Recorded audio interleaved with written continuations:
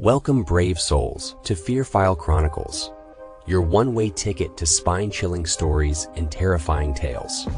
Tonight, we'll be diving into the darkest corners of the human mind with the story, The Soldier, Part 9, The Relic, penned by the twisted mind of Shadow Swimmer 77. Together, we'll explore the unexplained and face our deepest fears. But before we begin, if you enjoy trembling and terror, be sure to hit that like button, share this video with your fellow fear fanatics, and subscribe to our channel.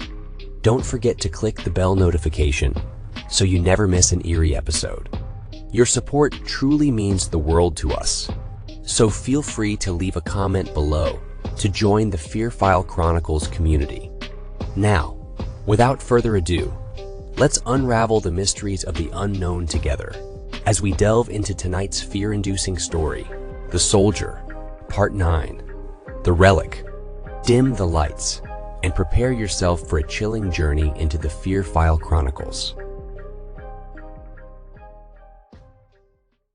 My lungs and my legs are burning in concert. The breath heaves in my chest, and I feel like I'm going to throw up. The incline that was so unnoticeable during our descent now fights me with every step. At each intersection, I take a path utterly at random. Terror has placed my mind on complete autopilot, my only thought to try and put as much distance between myself and the thing as possible. Soon, I am hopelessly lost. I'm not sure how long I have been going when the rational part of my brain regains control, but it can't have been very long. Even though the entire expanse of the network looks similar, I am completely certain I haven't been down this pathway previously. As I continue forward, I slow my flight to little more than a fast walk. The pounding sound of the monster's passage has faded to a distant throbbing, and the combat gear I'm wearing isn't designed for long-distance running. Best to conserve my energy for when I need it. Even though I know this isn't the way towards the entrance, something seems to draw me forward. It's not anything particular that I can identify, but some kind of sixth sense, or perhaps a slightly less noxious quality to the air.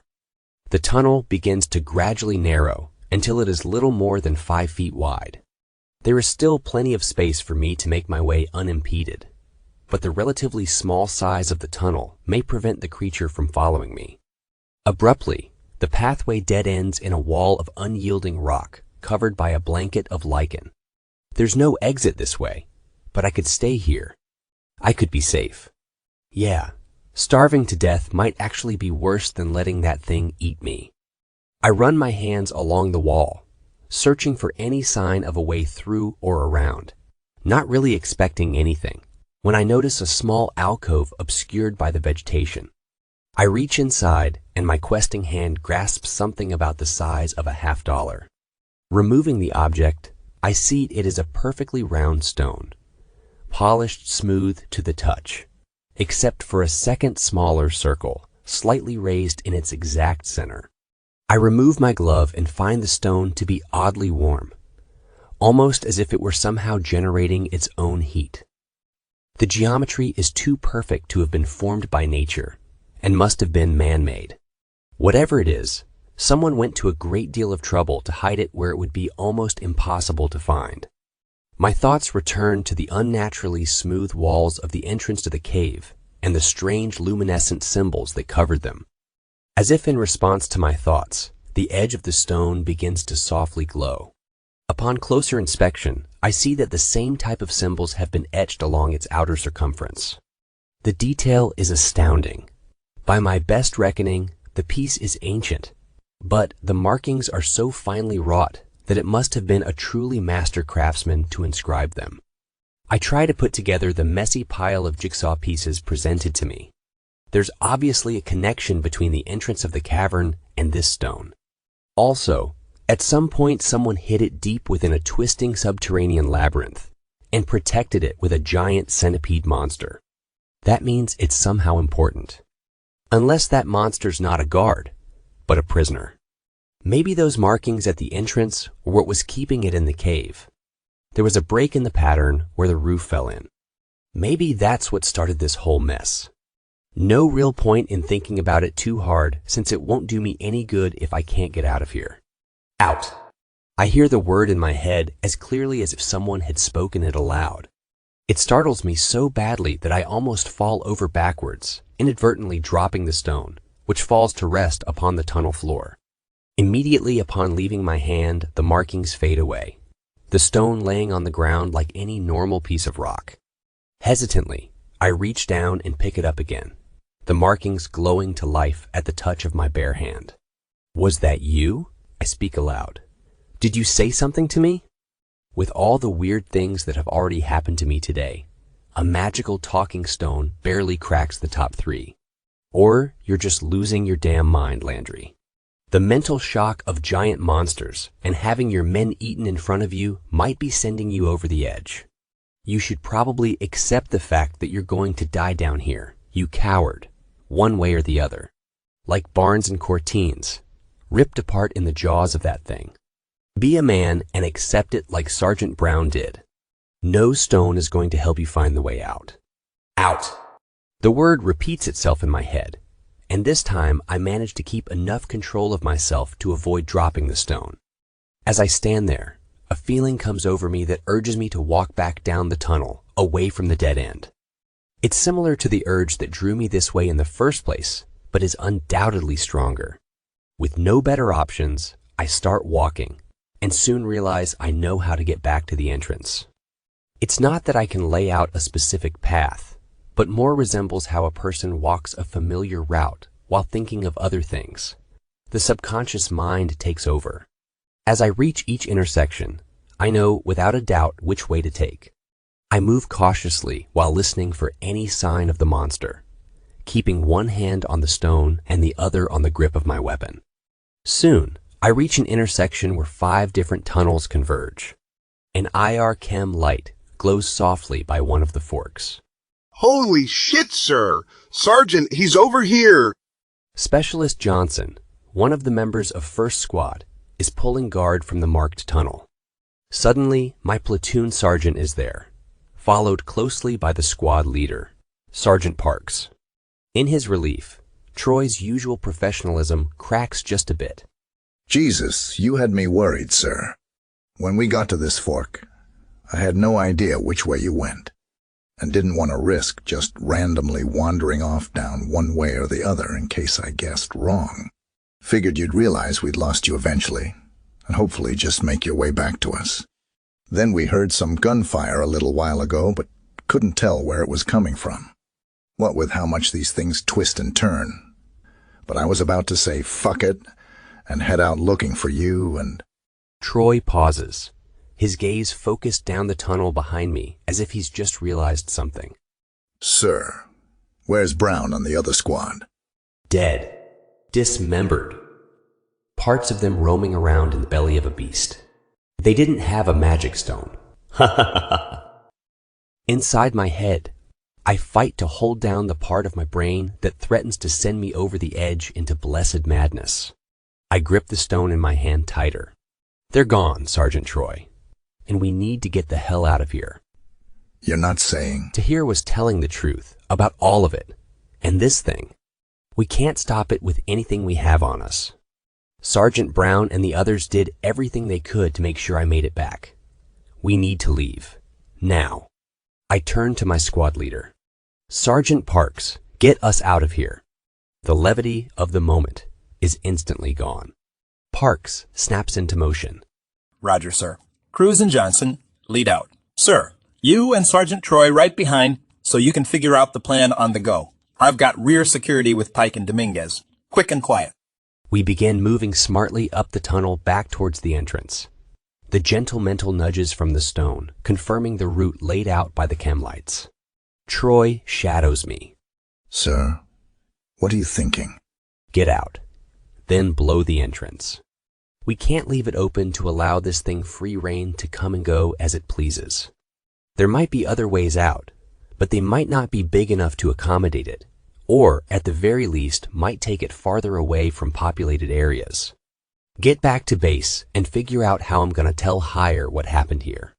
There's no chance that Brown or any of his boys made it? No.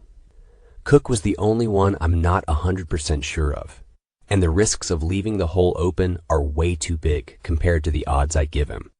Besides, we can use that as additional leverage on the old man to make sure we get some reinforcements down here. He might not believe in monsters, but he's sure going to send us some help to find a soldier lost and trapped in a cave. Troy nods his head in agreement. Sounds about right to me, sir. Tell you the truth, I'm hoping we can get it to work as smooth as that. What? Why wouldn't it? Well, while I had the boys hunkered down waiting for you, we heard some weird noises. Made me think that maybe parts of the tunnel were caving in all on their own. Robinson's a bright kid, though, and I'm sure he'll call for help if we don't show up soon. I grab his arm and hold him up short. Sergeant, what kind of noises? Hell, sir, I don't know. Some kind of deep thrumming. Sounded like it started out near us, and then was moving back away towards the entrance. Cave-in was the only thing I could think of that it could be. Oh shit. Sergeant, we need to stop. Johnson, Cruz, hold up. Everyone bring it in. I look around wildly as the squad converges on me. We're standing in the middle of a rather large intersection, about 50 feet across, with 4 passageways leading into it, including the one we just came from. Danger! The thought flashes through my head as powerful as a bolt of lightning. Apparently, the stone is sensitive to certain environmental conditions, and the creature appears to be one of them. Parks jogs up to me. Sir, what's... It's smart. It didn't know which path we were on, but knew we'd go for the entrance. It's lived down here, probably knows all the different ways through these tunnels. It circled around us to set a trap. Danger! Troy glances at Sergeant Parks before looking back at me. Are you sure, sir? That seems a little more intelligent than I'd expect from some kind of animal. It's different, Sergeant. It's not just an animal. You didn't see it. Didn't see how it picked us apart. It's waiting for us, and we are going to walk right into it if we don't. Danger! The thought slaps me like a physical force, strong enough that I reflexively grab my head with my hands. Why can't they see? Why can't they believe me? God, we need to set up a defensive position. It's our only chance. Maybe we can get lucky and find a weak spot or... Danger! Danger! Danger! Danger! Danger! Danger! I scream. The thought is a nail being driven through my head, a klaxon blaring next to my ear. The stone still in my hand, I collapse to my knees. The fall saves my life. From one of the tunnels, the creature's tentacles flash out like spears. If I hadn't been moving, the first would have caught me directly in the back of my head and killed me instantly at the same moment the second removed Sergeant Parks' head from his body. As it is, the hideous limb only strikes heavily on my right shoulder. In some insidious design of nature, the tentacle is tipped with razor-sharp spikes that furrow deep gouges into my back, through body armor and all. The force of the blow throws me bodily forward, and I hit the wall face first before rebounding and crumpling to the tunnel floor. I lie on my back, dazed, and feel a cold numbness start to spread from the wound. Whether from the blow or some poison injected by the claws, I can't move. Helpless, I can only lie motionless and listen to the pandemonium unfold around me. Oh, God! The fuck is that? It hurts. Please don't. No!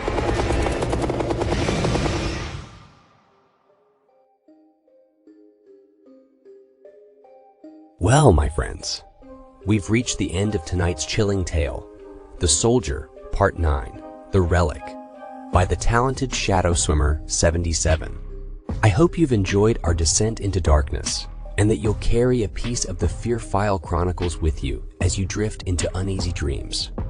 If our story left you shivering and shaking, don't forget to like this video, share it with others who crave a good scare, and subscribe to the Fearfile Chronicles for more haunting horrors. Remember to hit the bell notification so you're always among the first to know when a new nightmare awaits. As always, we appreciate your support, and would love to hear your thoughts in the comments below. Sharing your fears and frights with us truly means a lot, so don't be shy to engage with our sinister community. Until next time, remember to embrace the darkness, for it is within the shadows that our most terrifying stories are born. Good night, and stay scared.